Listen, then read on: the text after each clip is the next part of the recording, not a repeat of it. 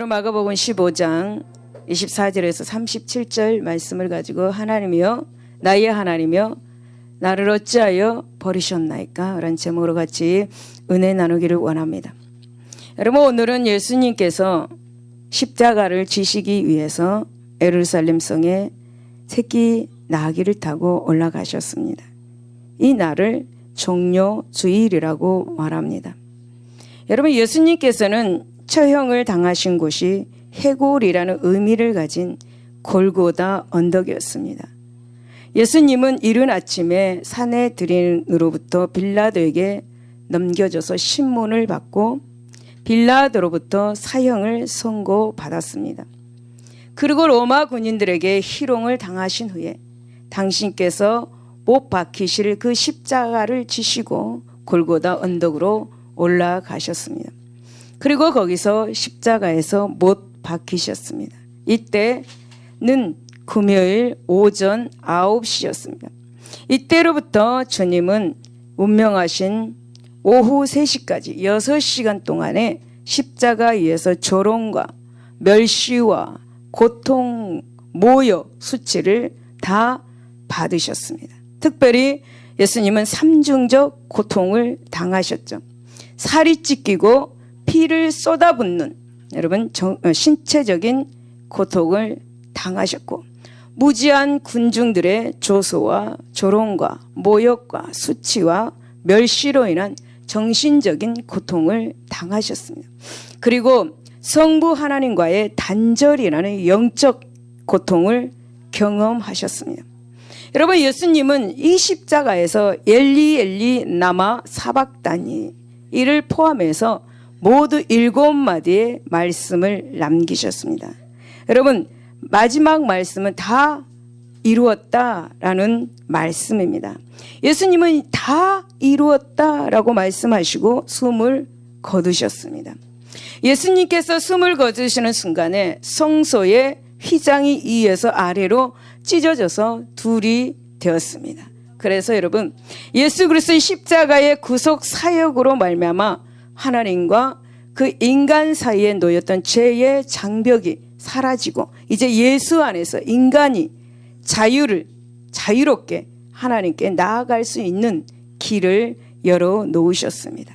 여러분, 온 인류를 위해서 자신을 대속제물로 바치시기로 그렇게 결심하신 주님께서는 이 모든 고난을 친히 감수하시고 끝까지 하나님의 뜻에 순종하신 것을 우리는 볼 수가 있습니다. 할렐루야.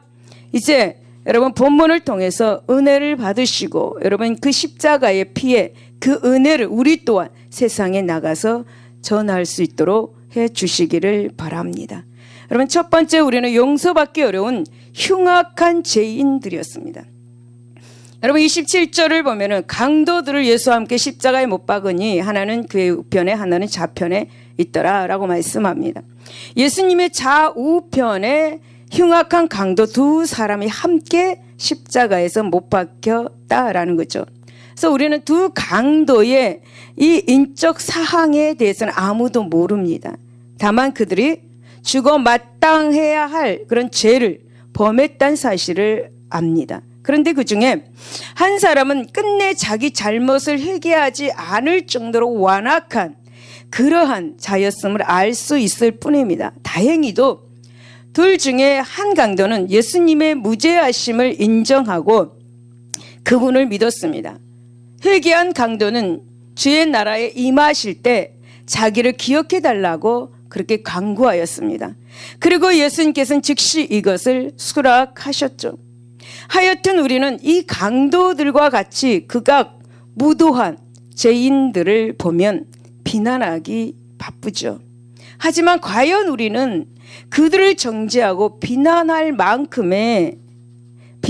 만큼 그렇게 깨끗하고 정결한 것인가? 여러분, 우리는 그렇지 못함을 솔직히 인정해야 할 것입니다. 여러분, 에레미야 17장 9절에 보면 만물보다 거짓되고 부패한 것이 바로 사람의 마음이기 때문이죠.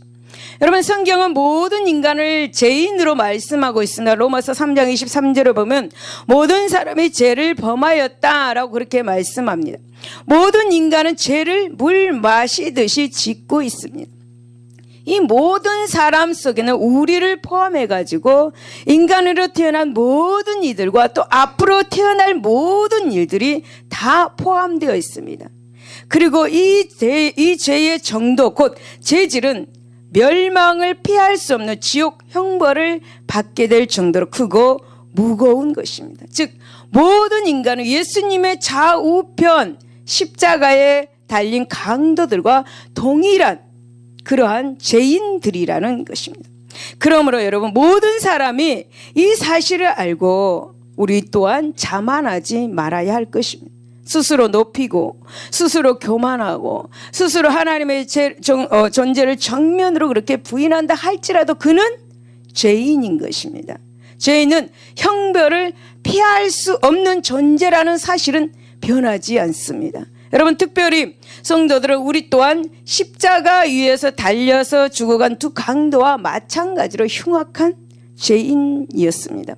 로마서 5장 12절에 한 사람으로 말미암아 죄가 세상에 들어오고 죄로 말미암아 사망에 들어왔나니 이와 같이 모든 사람이 죄를 지었으므로 사망이 모든 사람에게 이르렀다라고 말씀합니다. 그러나 여러분, 하나님께서는 자기 아들을 십자가에 죽도록 내어주시기까지 은혜를 베풀어 주심으로 말미암아 우리를 구원하여 주셨습니다.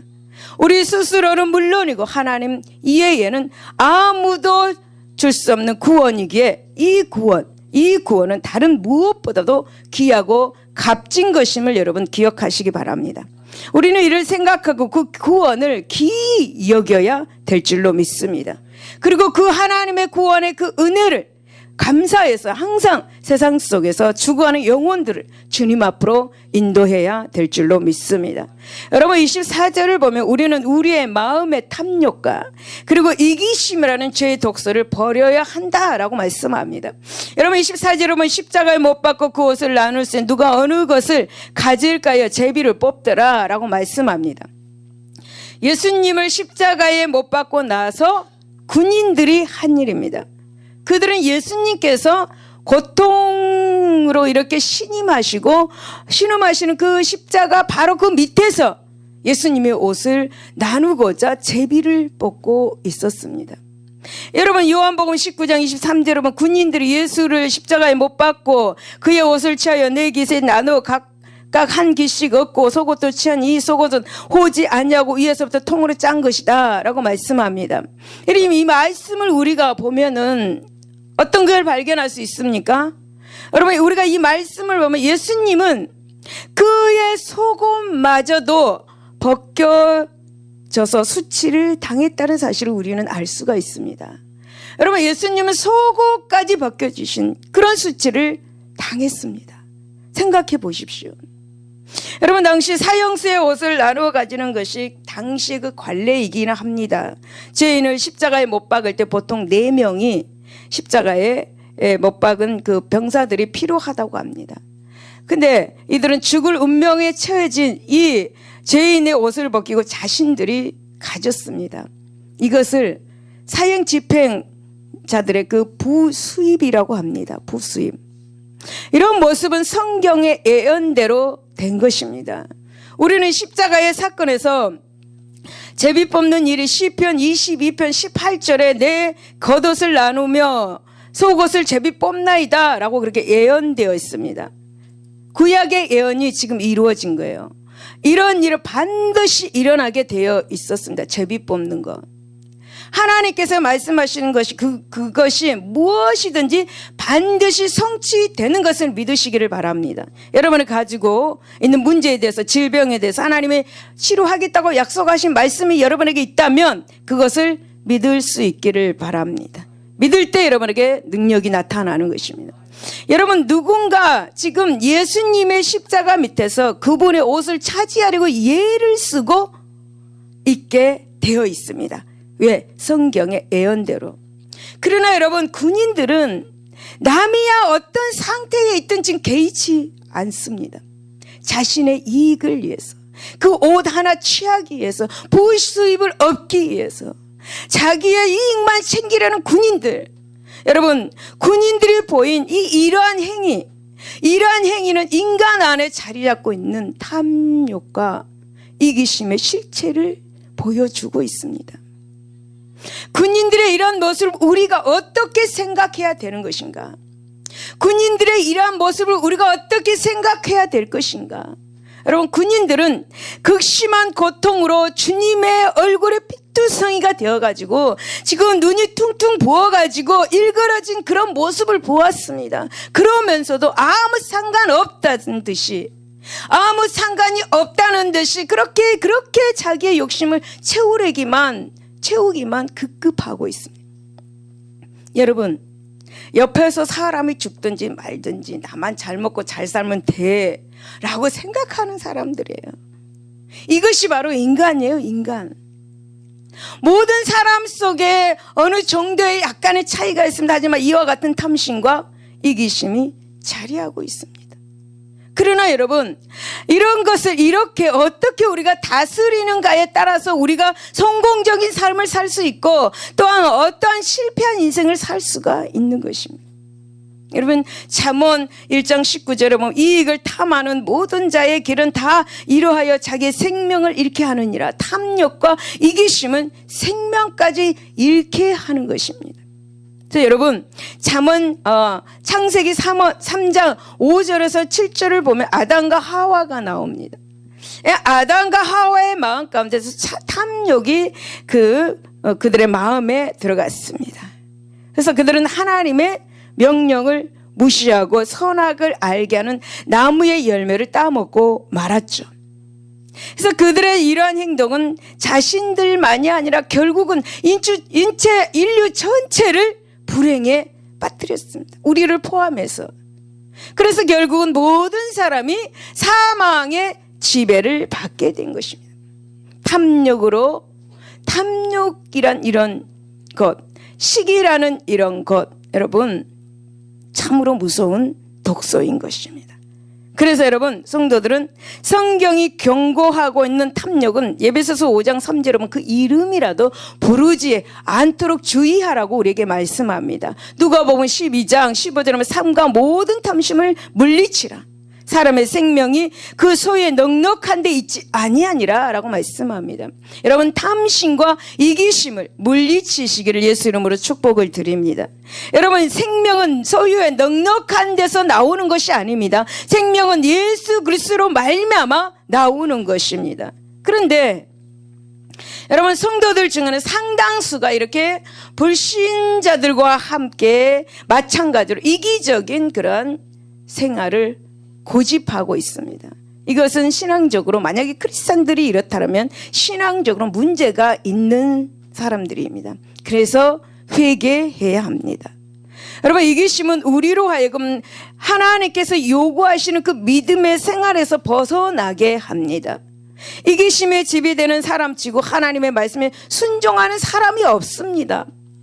여러분, 이기심 때문에 하나님을 위해서 자신에게 있는 것들을 포기하는 사람들도 찾아보기 어렵습니다. 탐욕 때문에, 이기심 때문에. 우리는 탐욕과 이기심이 우리 자신을, 물론 다른 사람까지 망하게 한다는 사실을 우리는 기억해야 합니다. 옆에 사람까지 망하게 합니다.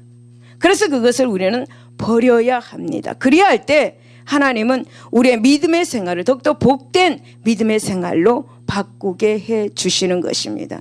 할렐루야. 두 번째, 예수님의 십자가와 무관한 이들은 아무도 없다라는 것입니다. 여러분, 29절에 보면 지나가는 자들이 자기 머리를 흔들며 예수를 모욕하여 이르되 하하 성전을 헐고 살에 짓는다는 자여 라고 말합니다. 지나가는 사람들이 그렇게 말합니다. 지나가는 사람들이 예수님을 보고 그렇게 모욕하고 여러분 조롱합니다. 여러분, 우리는 지나가는 사람들은 누구이고 그리고 그 지나가는 사람들이 많은 숫자인지 아무도 모릅니다. 하지만 그들은 한결같이 머리를 흔들었습니다. 한결같이 머리를 흔들면서 그분을 경멸하는 태도를 취하였습니다. 왜 이들은 이렇게 예수님을 경멸하는 태도를 취하였을까? 생각해 보시기 바랍니다. 여러분, 그들은 예수님의 과대 망상에 걸려서 많은 사람들을 혼란에 빠뜨린 사람이라고 생각했습니다. 실제로는 아무 능력이 없으면서 마치 대단한 능력을 가진 사람인 것처럼 사람들을 속였다고 생각했습니다. 그래서 그들은 아하, 성전을 헐고 사흘에 짓는다는 자여라고 그렇게 조롱한 것입니다. 조롱. 칭찬한 게 아니라 조롱을 한 거예요. 여러분, 이 사람들 중에 이 무리들 중에 하나님께서 예수님께 행하시는 그 기적을 두 눈으로 본 사람이 있었다면, 그 사람들이 만약에 머리를 흔들고 지나갔다면 인간은 참으로 신뢰하지 못한 구제불능의 존재인 것이 입증되는 것입니다. 어쨌든 여러분, 십자가 이에 예수님을 모독한 이 사람들을 통해서 우리는 사람이 자신의 실상을 아는 것이 얼마나 어려운지를 우리는 확인할 수가 있게 됩니다. 자기 자신을 모른다라는 것입니다.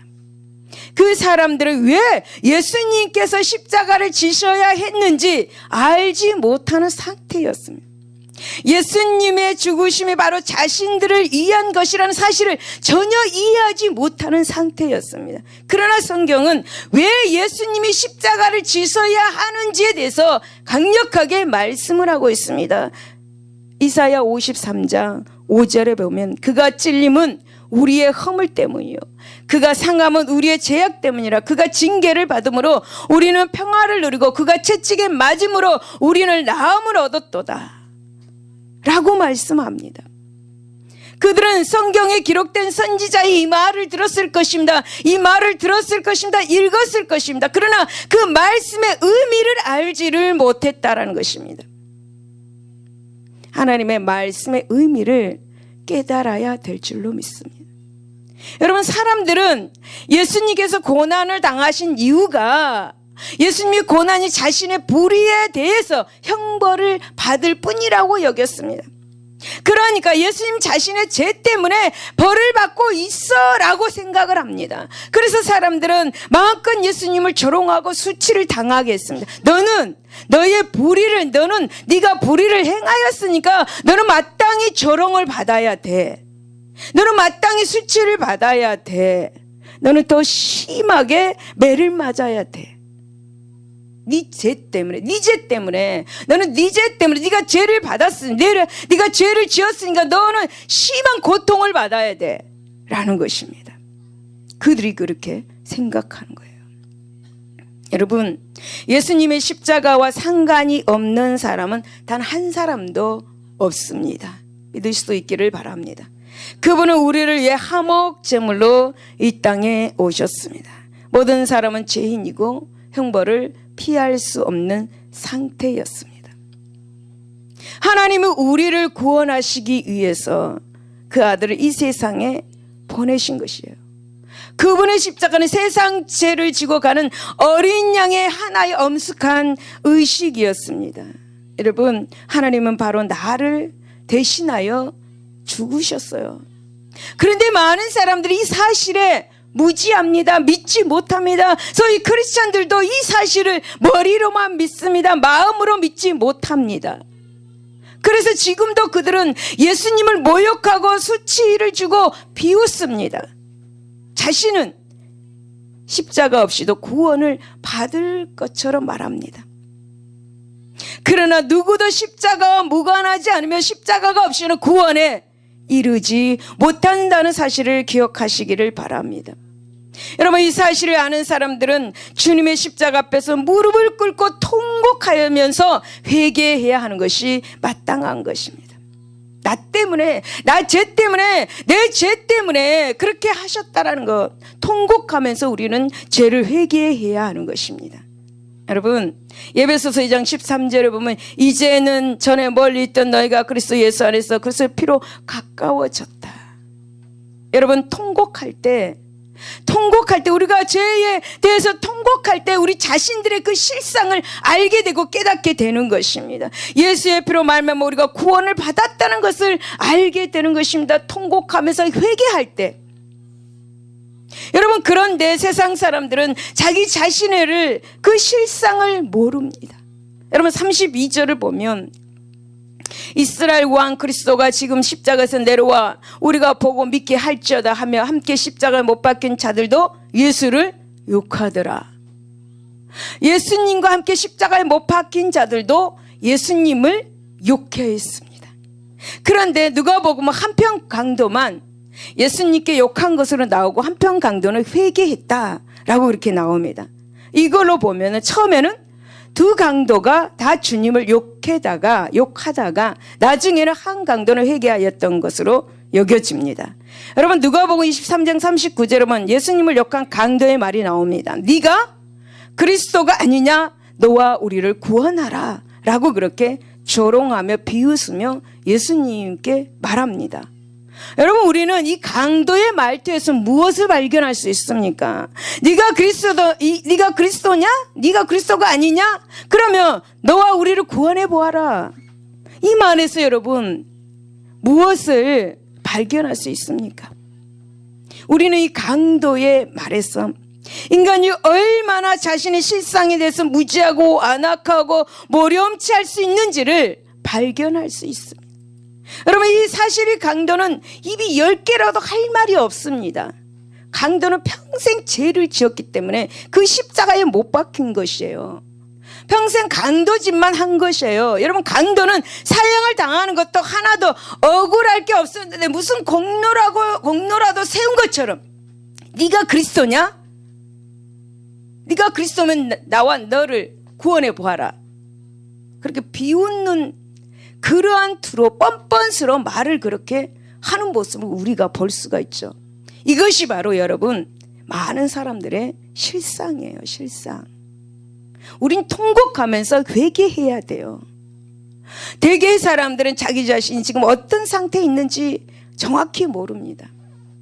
여러분, 성경은 모든 사람이 죄를 범했다라고 말씀하고 있는데 사람들은 자신의 이러한 상태를 모르고 마치 아무 문제도 없는 것처럼 죄를 아무것도 짓지 않는 것처럼 그렇게 살아가고 있어요. 그러나 성경은 계시록 3장 17절을 보니까 네가 말하기를 나는 부자라 부여하여 부족한 것이 없다 하나 내 공고한 것과 가련한 것과 가난한 것과 눈먼 것과 벌거벗은 것을 알지 못한다라고 말합니다. 여기에 이 사람들의 문제가 있고 비극이 있는 것입니다.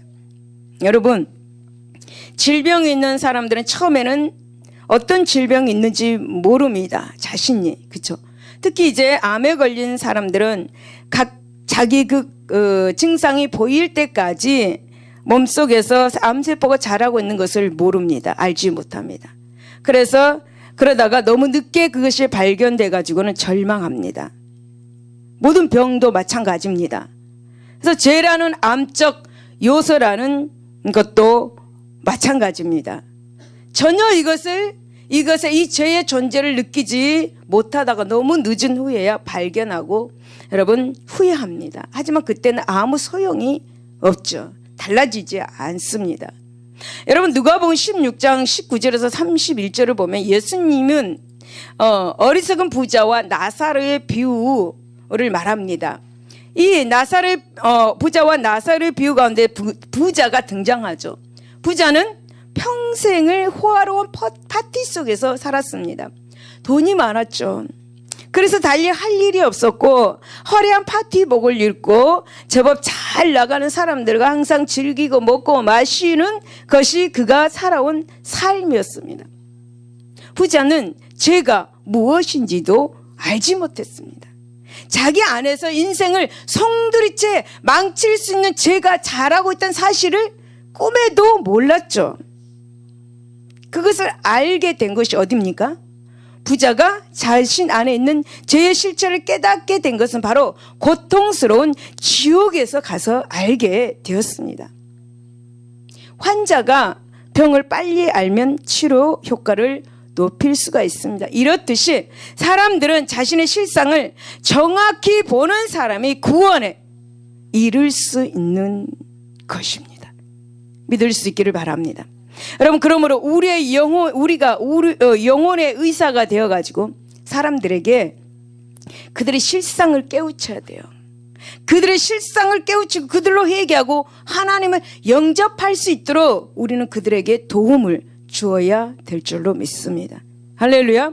세 번째는 죄의 심각성 하나님과의 영원한 단절을 가져다 줍니다. 여러분 34절을 보면 제9시에 예수께서 크게 소리 지르시며 엘리 엘리 나마 사박다니 하신 이를 번역하면 나의 하나님 어찌하여 나를 버리셨나이까 라는 뜻이다 라고 말씀합니다. 예수님께서는 제9시에 십자가에서 큰 소리로 외쳤습니다. 나의 하나님 어찌하여 나를 버리셨나이까 라고 외치셨습니다.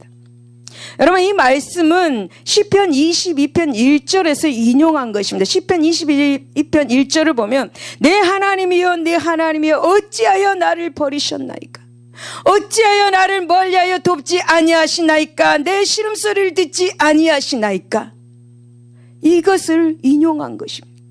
여러분 예수님은 십자가상에서 하나님을 향해서 고통에 가득 찬 큰 소리로 외쳤습니다. 소리가 나오기까지 얼마나 힘드셨을까요? 숨을 몰아쉬는 그 시간에.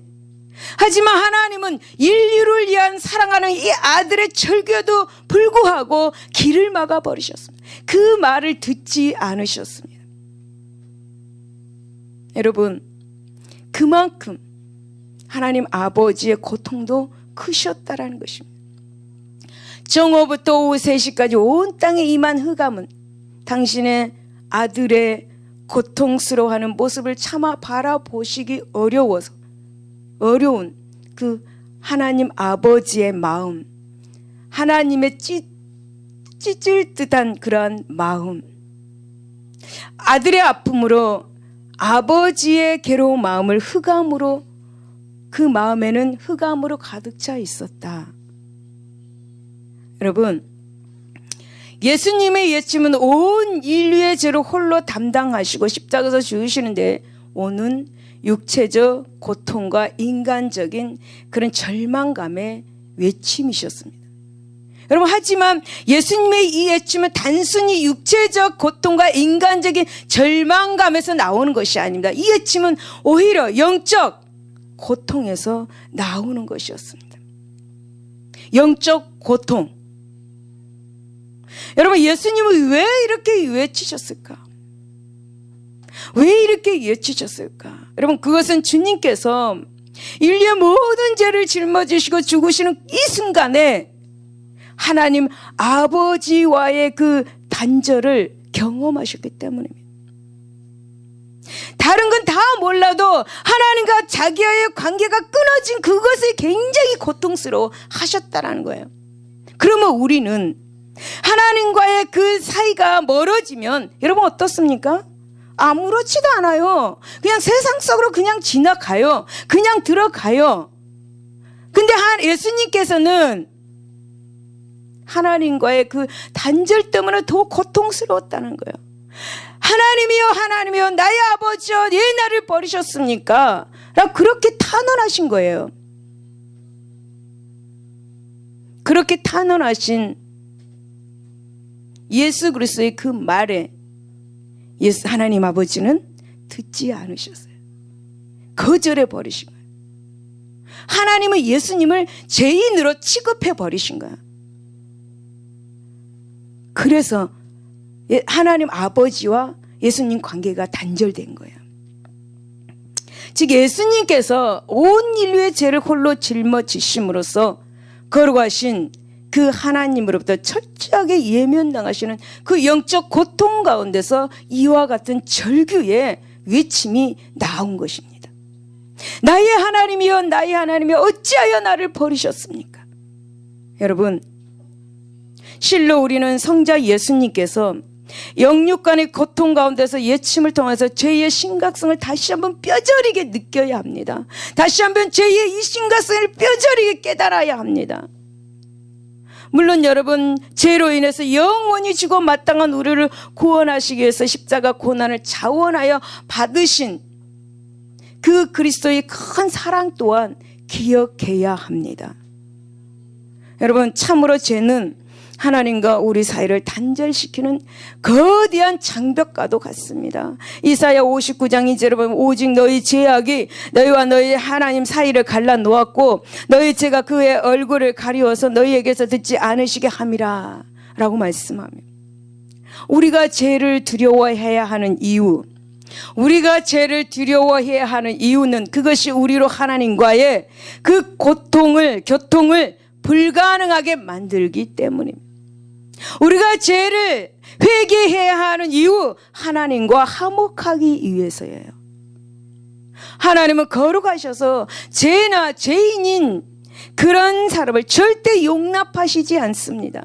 그래야 해서 이사야 1장 15절에서 하나님께서는 죄인의 예물을 받지 않으시고 죄인의 기도를 받으시지 않는다고 그랬어요.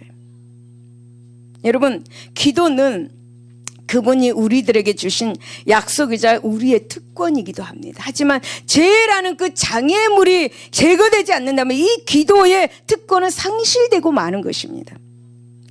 죄가 있다면 기도의 특권이 없어지는 거예요. 기도할 수 있는 그 특권이 없어지는 거예요. 죄가 이처럼 무서운 파괴력을 가지고 있습니다. 그래서 여러분, 우리 성도는 죄를 두려워해야 하고 그것을 여러분 멀리하고 피해야 하는 것이고, 만약에 죄를 지었다면 회개해야 하는 것입니다. 여러분, 아담과 하와는 에덴 동산에서 행복하게 잘 살고 있었습니다. 그런데 어느 날 죄가 그들 속에 들어오자 상황은 갑자기 반전이 되고 말았죠. 그들이 누리던 행복이 사라졌습니다. 그들은 낙원으로 일컬어지는 에덴에서 쫓겨났습니다. 죄 때문에 다시는 이 행복할 수 있는 에덴 동산으로 돌아올 수가 없었습니다. 여러분, 이것이 바로 하나님과의 교통이 단절된 그런 사람들의 모습입니다. 여러분, 오늘날 죄악으로 즐거움의 그 낙을 누리는 사람들의 모습도 이와 같습니다. 그들은 세상에 소망을 두고 열심히 살면서 눈에 띄는 업적을 남기기도 합니다. 사람들로 하여금 성공했다라는 그런 평가를 받고 또 칭찬도 받습니다. 하지만 여러분, 하나님과 단절된 이 사람들이 가지고 있는 공통점이 뭔지 아십니까? 공통점 뭔지 아십니까? 마음에 평안이 없다라는 거예요. 마음에 평안이 없고 만족을 누리지 못한다라는 것입니다. 사랑하는 여러분, 하나님과의 단절은 행복의 부재를 말합니다. 부재. 또한 영원한 생명을 얻지도 못합니다. 그러므로 우리는 죄를 멀리하고 혹 실수로 죄를 범하였을 때 예수님께서 이르신 그 십자가에서 모질게 맞은 그 피를 의지해서 회개하여서 즉시 그 죄의 문제를 해결해야 하는 것입니다. 여러분, 36절을 보십시오. 한 사람이 달려가서 해면에 신 포도주를 적셔 갈대 깨어 마시게 하고 이르되 가만두어라, 엘리야가 와서 그를 내려 주나 보자 하더라 라고 말씀합니다. 여러분, 한 사람이 달려가서 예수님께 좋은 일을 합니다. 이 사람, 다른 모든 사람들은 어땠습니까? 예수님이 조롱했는데 이 한 사람은 예수님께 좋은 일을 하는 모습을 보게 되죠. 한 사람은 해면에 신 포도주를 적셔서 십자가에 달린 예수님께 드린 것입니다. 여러분, 유대인들은 십자가의 형벌의 고통을 조금이라도 덜해주기 위해서 포도주에 쓸개나 이렇게 몰약 같은 진통제를 넣어가지고 십자가에서 고통받는 그 고통을 덜하게 해 주었다고 합니다. 그런데 여러분, 23절을 보면 예수님도 몰약을 탄 포도주를 받았어요. 포도주를 이 군인이 주었어요. 근데 그 몰약을 탄 포도주는 바로 마취제라고 합니다. 그 마취제는 어떻습니까? 고통을 덜해주는 거죠. 그래서 예수님은 고통을 덜하기 위해서 이 마취제가 들어있는 포도주를 받지 않으셨다라고 말씀합니다. 하나님 아버지께서 원하시는 이 고통, 하나님 아버지께서 원하시는 이 고통이 고통스러웠지만 그 고통을 마다하지 않으셨다는 거야. 그러니까 우리가 고난받을 때 그 고통을 마다하면 안 된다라는 거예요. 그 고통을 다 받아야 영광이 온다라는 것이에요. 예수님께서는 고통스러웠지만 몰약을 탄 포도주를 받지 않으셨어요. 하나님께서 주신 고통 그대로 받으셨어요. 하나님 아버지께서 주신 고통. 여러분, 하지만 지금 본문에는 신포도주를 받으셨다 그랬어요. 이 신포도주는 진통제가 아니에요. 진통제가 아니라는 거예요. 그런데 거기에 있던 다른 사람들은 그러한 행위를 말렸어요. 신포도주를 주는데 예수님 받으시니까 가만두어라 말했어요. 그것 또한 주지 말아라. 그것 또한 주지 말아라. 목을 축이지 하지 않게 해라 라는 거예요. 얼마나 사람들이 악합니까? 십자가에 의해서 숨을 몰아쉬고 있는, 예스게 숨을 몰아쉬고 있는 사람에게 포도주를 준다고, 이 신포도주를 준다고 그것조차 하지 말라고 하면서 조롱하는 것을 보고 정말 사람들은 죄악 중에 태어난 사람이다.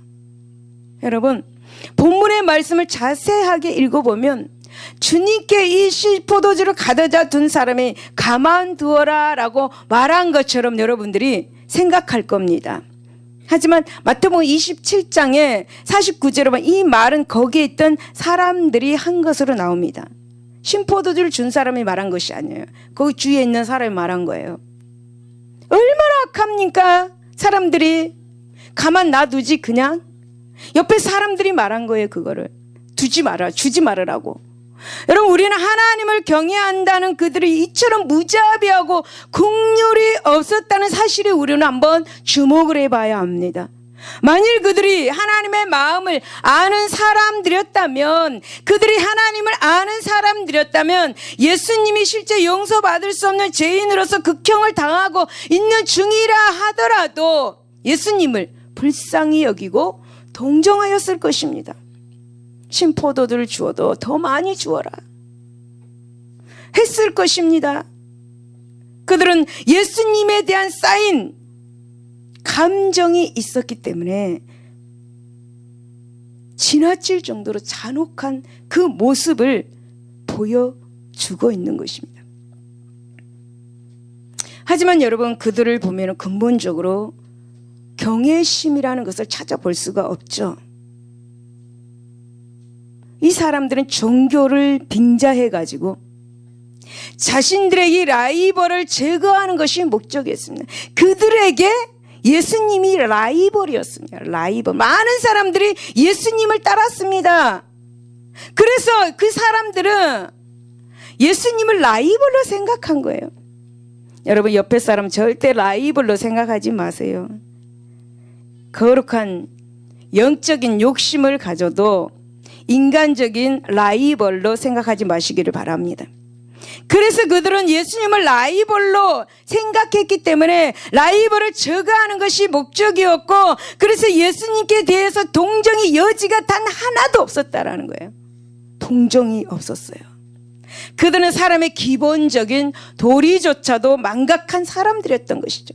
타락한 종교와 타락한 이 종교인들의 실상을 이 사람들은 너무나도 적나라하게 우리에게 보여주고 있는 거예요. 여러분, 예수님을 믿는다고 이 사람들처럼 해야만 안 됩니다. 이 사람들은 거룩하신 하나님의 이름을 빙자해가지고 온갖 일을 합니다. 소위 크리스찬들도 예수님의 이름을 빙자해서 사업합니다. 예수님의 이름을 빙자해서 물건을 팝니다. 여러 가지 교회 안에 그런 사람들이 너무나 많이 있습니다. 이 사람들은 거룩하신 하나님의 이름을 빙자해서 온갖 악과 불의를 두려움 없이 자행한 사람들, 십자가 밑에서 예수님을 조롱하는 사람들, 제비 뽑는 사람들, 동정심이나 그런 단 하나도 없는 사람들, 그들은 자신들에게 돌아올 보응은 하나도 생각하지도 않은 채 더러운 그 탐욕 채우기 위해서 급급합니다. 예수님께서 이 사람들은 요한복음 8장 44절에 마귀의 자식들이라고 말합니다. 책망합니다. 남이 어떻게 되었든지 말든지, 예수님은 남이야 죽든지 말든지 자신의 이익만을 챙기는 사람들에게, 자신의 이익만을 챙기는 사람, 예수님의 이름을 짓밟히든가 말든가 자기 이익만 챙기는 사람들에게 마귀의 자식들이라고 그렇게 책망하고 있습니다. 여러분, 고난당하는 자를 보고도 동정할 줄 모르는 자가 있다면 그는 인간이기를 포기하는 사람입니다. 사람이 사람 대접을 받으려면 어떻게 해야 됩니까? 사람으로서 기본 도리를 해야 합니다. 모두 다, 저도 마찬가지, 여러분도 마찬가지, 사람 대접을 받기 원한다면 사람으로서의 기본 도리를 해야 합니다. 사랑하는 여러분, 예수님을 모욕하고 조롱하며 마음껏 비웃는 이 사람들은 또 자기 자신의 유익을 챙기려고 하는 사람들을 보면서 우리는 자신도 그 중에 포함되어 있는 것이 아닌지 성찰해 보아야 될 줄로 믿습니다. 이 십자가의 사건을 바라보는 많은 성도들은 자기 같으면 그렇게 하지 않았을 것이다. 그렇게 수치를 주지 않았을 것이다. 모욕하지 않았을 것이다 라고 말하면서도 일상생활 속에서는 예수님을 모욕하고 십자가에 못 박는 일이 한두 번이 아닙니다. 그러므로 우리가 이 십자가의 사건에 등장하는 이 사람들의 전체를 밟지 않으려면 예수 그리스도의 마음과 인격을 가지고 그분이 행하신 그 모든 일들을 따라서 행해야 될 줄로 믿습니다. 할렐루야. 결론입니다.